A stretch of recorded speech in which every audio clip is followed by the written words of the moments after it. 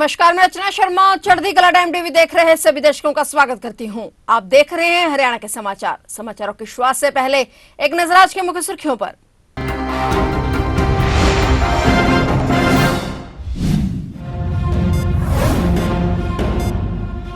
केंद्रीय गृह मंत्री अमित शाह आज हिसार दौरे पर। गृह मंत्री ने किया महाराजा अग्रसेन की प्रतिमा का अनावरण। केंद्रीय गृह मंत्री अमित शाह के साथ सीएम सैनी भी मौजूद।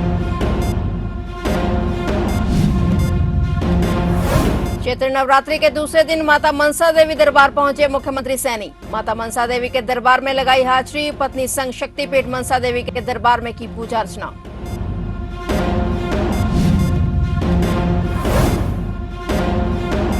रेवाड़ी और नारनौल में लगेगी एशिया की सबसे बड़ी ऑयल मिल। हरियाणा में सरसों उत्पादक किसानों के लिए बड़ी राहत। सीएम नायब सैनी ने की बड़ी घोषणा।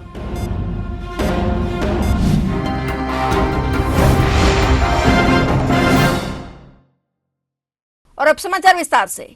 केंद्रीय गृह मंत्री अमित शाह आज हिसार दौरे पर आए। केंद्रीय गृह मंत्री अमित शाह ने आज पूर्व मंत्री ओपी जिंदल की पुण्यतिथि पर हिसार के अग्रोहा मेडिकल कॉलेज में महाराजा अग्रसेन की प्रतिमा का अनावरण किया। साथ ही मेडिकल कॉलेज में 30 बेड के आईसीयू यूनिट का लोकार्पण और पीजी हॉस्टल का शिलान्यास भी किया। कार्यक्रम में गृह मंत्री अमित शाह के साथ मुख्यमंत्री नायब सिंह सैनी, पीडब्ल्यूडी मंत्री रणबीर गंगवा, स्वास्थ्य मंत्री आरती राव, हिसार की विधायक सावित्री जिंदल समेत अन्य नेता भी मौजूद रहे। इस दौरान शाह के दोपहर के भोजन के लिए स्पेशल गुजराती पकवान भी परोसे गए। वहीं अमित शाह के दौरे को लेकर सुरक्षा काफी कड़ी की गई। जिला स्तर के सभी अधिकारी, एसपी, कमांडो और बम निरोधक दस्ते के साथ डॉग स्क्वाड की टीमें तैनात की गई। हरियाणा की ये भूमि ने चीर पुरातन काल से इस देश की संस्कृति को, इस देश के संस्कार को और इस देश की परंपराओं को आगे बढ़ाने का काम किया है।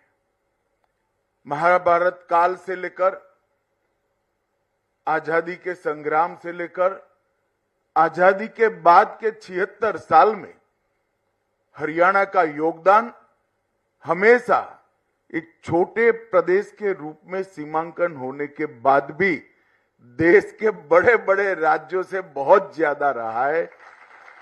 इसलिए मैं सभी धाकड़ हरियाणा के भाइयों बहनों को बहुत बहुत अभिनंदन करना चाहता हूं। मित्रों, आज महान गुरुओं की परंपरा में सिखों के दूसरे गुरु अंगद देव जी की भी जन्मतिथि थी। सिख पंथ की गुरु परंपरा ने जब एक समय था कि देश के अंदर मूल संस्कृति ही समाप्त हो जाएगी, तब बाबर से लेकर औरंगजेब तक 10 गुरुओं ने संघर्ष कर हमारी परंपराओं को लचीला भी बनाया, पुनर्जीवित भी किया और जहां जरूर पड़ी वहां बलिदान देकर संघर्ष करने का काम भी किया। आज यहां पर महाराज अग्रसेन की मूर्ति के साथ साथ नवनिर्मित आईसीयू का भी लोकार्पण किया गया, पीजी छात्रावास का शिलान्यास रखा गया और एक प्रकार से इस संस्थान को आगे बढ़ाने के लिए एक और कदम आगे बढ़ने का काम हुआ। चैत्र नवरात्रि के दूसरे दिन हरियाणा के मुख्यमंत्री नायब सिंह सैनी आज पंचकुला स्थित शक्तिपीठ माता मनसा देवी के दर्शन करने पहुंचे। उन्होंने अपनी पत्नी के साथ मनसा देवी मंदिर में पूजा अर्चना की। मुख्यमंत्री नायब सैनी ने नवरात्रि के पावन अवसर पर पंचकुला के सेक्टर 28 में बने नवरात्रि पंडाल में मां दुर्गा की पूजा अर्चना की। इस दौरान सीएम सैनी ने कहा कि शक्ति, भक्ति और समर्पण का यह पर्व राज्य के सभी परिवारों के जीवन में सुख, शांति और समृद्धि लाए, ऐसी मेरी मां से प्रार्थना है। इस दौरान सीएम नायब सैनी ने लोगों द्वारा उठाए गए विभिन्न मुद्दों को सुना और उनके समाधान के लिए अधिकारियों को मौके पर ही आवश्यक निर्देश भी दिए।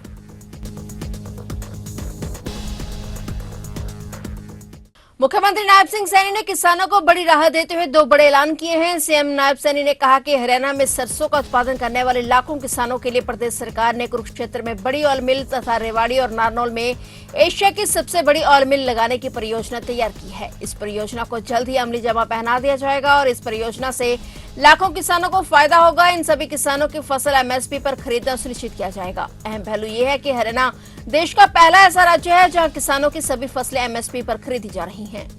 मुझे ये भी खुशी है कि हमने जो बात कही थी, हरियाणा देश का पहला ऐसा राज्य है।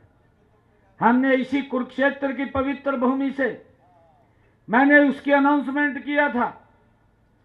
थानेसर की अनाज मंडी में एक बहुत बड़ा कार्यक्रम हमने किया था और मैंने कहा था कि हमारी सरकार बनेगी 8 तारीख के बाद हरियाणा पहला ऐसा राज्य होगा जो अपने किसान की 100% फसल एमएसपी पर खरीदने का काम करेगा और हमने उसका नोटिफिकेशन भी जारी कर दिया है। हमने ये गारंटी कि किसान की 100% फसल एमएसपी पर खरीदने का काम ये हरियाणा सरकार कर रही है। हमने अभी अपने इस बजट के अंदर भी 2 और बड़े निर्णय अपने एक तो इस क्षेत्र के लिए लिया है, एक मस्टर्ड जो हमारा सरसों का किसान है उसके लिए लिया है।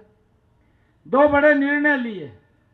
हमने बजट के अंदर कहा है कि हमारे कुरुक्षेत्र के अंदर ये सनफ्लावर का एरिया है, सूरजमुखी का एरिया है, यहाँ पर एक बड़ी ऑयल मिल लगाने का काम हमारे इस क्षेत्र के अंदर होगा ताकि हमारा जो सूरजमुखी का किसान है उसको दिक्कत ना आए, उसको लाभकारी मूल्य मिले, उसको एमएसपी पर मिल करके उसका तेल बना करके बाहर भेजा जाए। एक ऑयल मिल का हमने रेवाड़ी नारनौल के अंदर कहा है, जहाँ पर ज़्यादा संख्या में किसान सरसों की फसल उगाता है, सरसों तोड़िया की फसल होती है, तो उस क्षेत्र के अंदर भी एक एशिया की सबसे बड़ी सरसों का ऑयल मिल लगाने का निर्णय वो हमने किया है ताकि हमारे किसान को उसकी फसल बेचने में दिक्कत ना आए,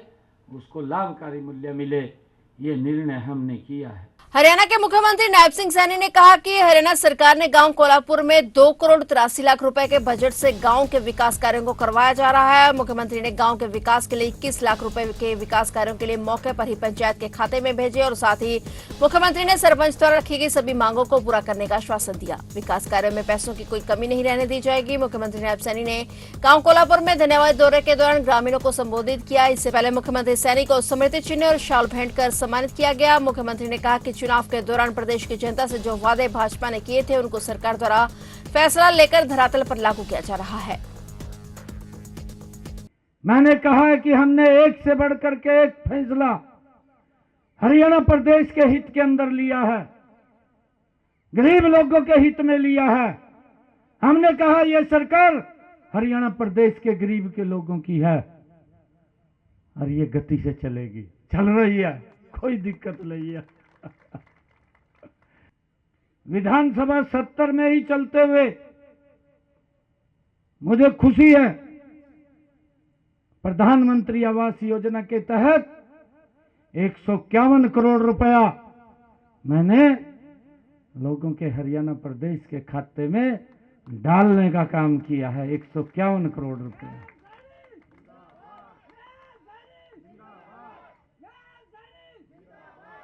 और यहां पर भी मेरे ख्याल से कोल्हापुर गांव के अंदर 15-20 लोगों के जरूर कॉलोनी का पैसा उनके खाते में आया है। मैंने कहा कितनी एप्लीकेशनें हैं जो रुकी पड़ी हैं। मेरे से बताया गया कि 70,000 एप्लीकेशनें हैं। मैंने तुरंत कहा मैं 70 के 70,000 में पैसा डालूंगा, एक भी नहीं बचना चाहिए। वेरीफाई कर रहे थे, 36,000 लोगों का वेरीफाई हुआ। 36,000 के खाते के अंदर 151 करोड़ रुपया पहुंचाने का काम ये आपकी सरकार ने किया है। हरियाणा में गन कल्चर को लेकर बैन हुए गानों के विवाद में अब पंजाबी सिंगर बब्बू मान की भी एंट्री हो गई है। मान हरियाणा सिंगरों के समर्थन में है और उन्होंने कहा कि मासूम शर्मा सहित दूसरे गायकों के गाने बैन करना गलत है। उन्होंने कहा कि मैं पूरी तरह से इन कलाकारों के साथ हूं। अगर गाने गलत हैं तो फिल्मों को सेंसर बोर्ड क्यों पास करता है जिनमें 100 बंदों को मार देते हैं, फिर इन गानों पर रोक क्यों। पंजाबी सिंगर बब्बू मान ने कहा कि अगर गाने से नुकसान है तो फिर सरकार को वेपन बैन करवा देने चाहिए, लाइसेंस बंद कर देने चाहिए। वहीं इससे पहले मासूम शर्मा ने कुछ दिन पहले अपने सोशल मीडिया पेज पर लाइव होकर कहा था कि अगर सरकार चाहती है कि ऐसे गाने नहीं बनने चाहिए तो मैं सरकार के साथ हूं, लेकिन इस मामले में कार्रवाई बिना भेदभाव के होनी चाहिए।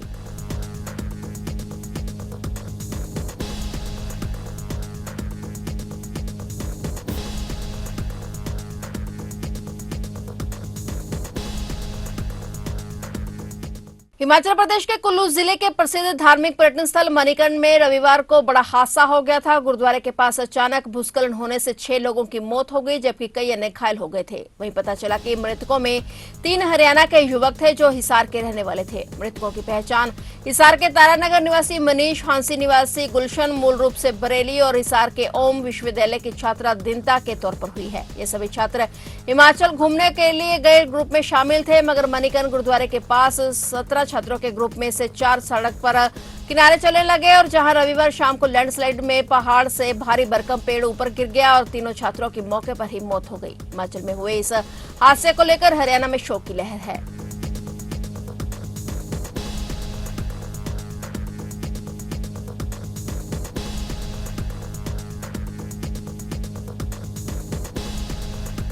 आज सोमवार को देश भर में हर्षोल्लास के साथ मुसलमानों का सबसे बड़ा पर्व ईद उल फितर मनाया गया। ईद उल फितर के अवसर पर बड़ी संख्या में मुस्लिम समाज के लोग नए नए कपड़े और तरह तरह की खुशबू के इत्र लगाकर ईदगाह में नमाज अदा करने के लिए पहुंचे। वहीं हरियाणा में भी ईद का पर्व बड़ी धूमधाम से मनाया जा रहा है। शाही ईदगाह में नए नए कपड़ों में मुसलमान नमाज पढ़ने के लिए एक साथ खड़े हुए और एक साथ हजारों हाथों ने मुल्क और दुनिया में अमन और शांति के लिए दुआ मांगी, तो ऐसा नजारा देखने लायक था। आम बाजारों में चहल पहल बढ़ी हुई है और हर कोई नए कपड़े, मिठाइयां और सेवैयां खरीदने में व्यस्त नजर आया।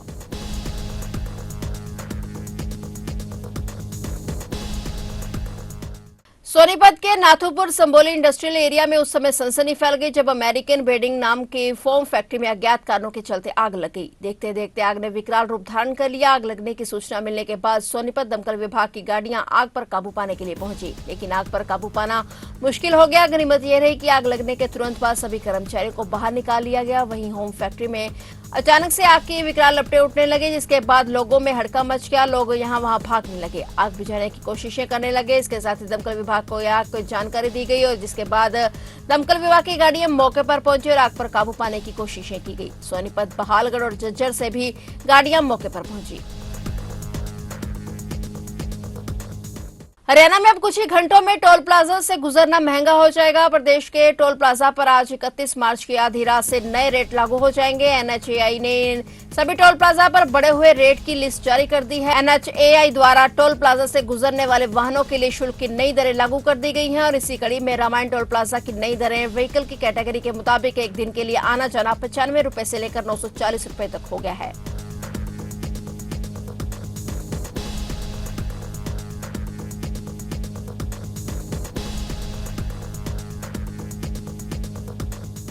फिलहाल हरियाणा के समाचारों में इतना ही, और नए समाचारों के साथ फिर से हाजिर होंगे। तब तक के लिए देखते रहिए चढ़ती कला टाइम टीवी।